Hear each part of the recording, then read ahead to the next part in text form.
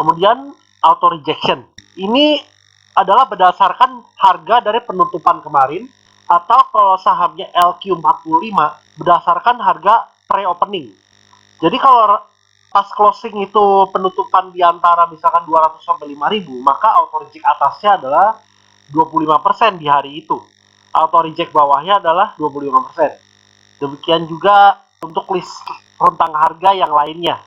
Khusus untuk IPO, itu tergantung dari harga IPO-nya. Jadi misalkan harga IPO awalnya misalkan 500 atau listing di hari pertama itu 500, maka auto reject atasnya adalah 2 kali 25%. Berarti auto reject atasnya pada hari itu adalah 50%. Demikian juga auto reject bawahnya. Kemudian ini contoh. Jadi ada suatu saham closing price-nya itu 100 kemarin. Dalam kondisi auto reject, maka Anda akan melihat layar trading Anda seperti ini. Tidak akan ada harga offer yang di atas 135 atau 35% di atas 100. Karena di sini rentang harga antara 50 sampai 200, auto reject atas adalah 35%. Demikian juga kalau nantinya auto reject bawah. Kalau auto reject bawah, maka yang ada harganya cuma ada harga offernya, tapi harga bidnya tidak ada. Perdagangan obligasi di pasar sekunder.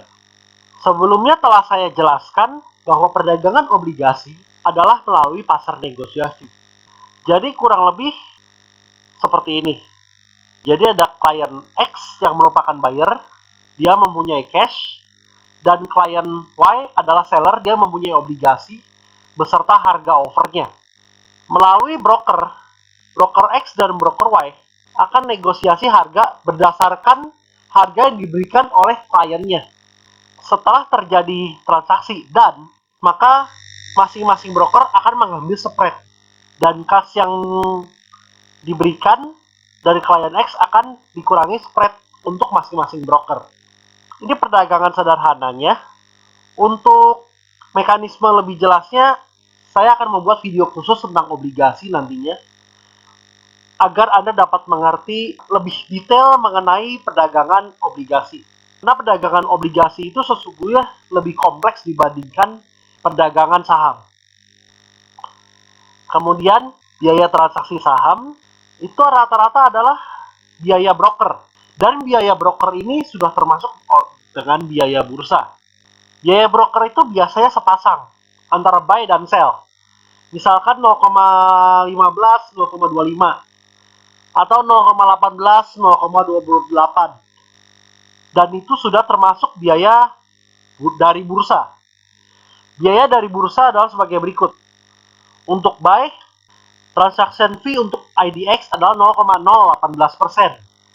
Ke P 0,009 dan ke C adalah 0,003. Kemudian ada value after tax atau PPN 10%, dan ada guaranteed fund dari ke P itu 0,01%. Jadi biaya bursa adalah 0,043%. Nah, biaya broker yang tadi untuk buy itu sudah termasuk biaya bursa yang 0,043% ini. Demikian juga biaya sell. Intinya sama, tapi di sini ada income tax atau 0,1% yang sudah dipotong secara final. Ini 0,1%. Makanya biaya buy sama biaya sell itu biaya sell selalu ditambah 0,1% dibanding biaya buy-nya. Selanjutnya adalah biaya minimum transaksi. Pada dasarnya biaya minimum transaksi adalah biaya broker minimum. Jadi keseluruhan total biaya broker jika kurang dari biaya minimum, maka yang dikenakan adalah biaya minimum transaksi. Namun tidak semua sekuritas menerapkan ini. Sebenarnya sekuritas menerapkan ini adalah agar Anda trading. Namun jika Anda adalah investor, saya tidak sarankan sekuritas yang memberikan biaya minimum transaksi ini. Yang terakhir adalah biaya live price, yaitu adalah biaya yang ditanggung oleh sekuritas kepada Bursa Efek Indonesia atas penggunaan data Bursa Efek Indonesia. Jadi, running trade ataupun harga yang tertera pada monitor trading Anda itu bergerak setiap detik. Nah, itu adalah data yang diberikan atau di data feed-kan dari bursa kepada sekuritas, sehingga para nasabah bisa melihat harga yang bergerak tersebut. Nah, biaya live price ini ada yang ditanggung oleh nasabah ataupun ada juga yang ditanggung oleh sekuritasnya. Namun biasanya yang ditanggung oleh sekuritas, biasanya dia menerapkan biaya minimum yang di atas ini. Tetapi jika ditanggung oleh nasabah, biaya minimum transaksi itu tidak ada. Itu biasanya. Tapi lebih bagus lagi kalau memilih broker yang tidak ada dua-duanya. Jadinya Anda bisa bebas bertindak sebagai investor ataupun sebagai trader. Kemudian ada contoh soal.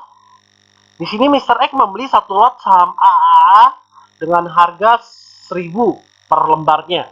Kemudian menjualnya di harga 1.100 per lembarnya. Broker fee-nya dianggap 0,15, 0,25. Maka net profit-nya berapa? Jawabannya, nah seperti ini. Jadi kalau pembelian, itu biaya broker ditambah kepada harga belinya. Jadi misalkan di sini 0,15% itu ditambah ke seluruh harga belinya. Di sini 100 ini adalah satu lot adalah 100 lembar saham. Berarti 100 dikali 1000 dikali 100,15%. Berarti harga pembelian adalah 100.150 rupiah. Kemudian harga jual. Nah, kalau harga jual ini mengurangi harga jualnya. Broker fee mengurangi harga jualnya. Ini 0,25 berarti 100 dikurang 0,25 atau 99,75% dikali 100 dikali 1.100. Maka ini adalah 109.725 rupiah.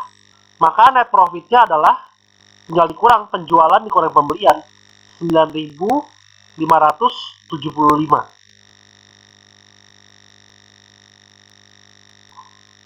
Biaya transaksi obligasi. Biaya transaksi obligasi itu jauh lebih kompleks dibandingkan biaya transaksi saham. Tapi intinya ada 3. Yang pertama adalah biaya broker atau biaya spread. Yang kedua adalah biaya accrued interest, yaitu biaya bunga berdasarkan rentang waktu periode kupon yang harus dibayarkan investor pembeli kepada investor penjual.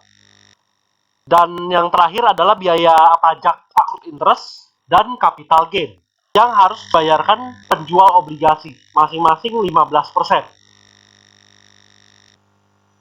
Mencegah virus corona dengan memakan pepaya. Terima kasih sudah menonton channel saya, NZ Finance. Jangan lupa like, komentar, dan subscribe, serta bunyikan loncengnya untuk segera mengikuti update terbaru dari channel ini. Tanpa berbasa-basi dan mengucapkan doa. Terima kasih, dan sampai jumpa.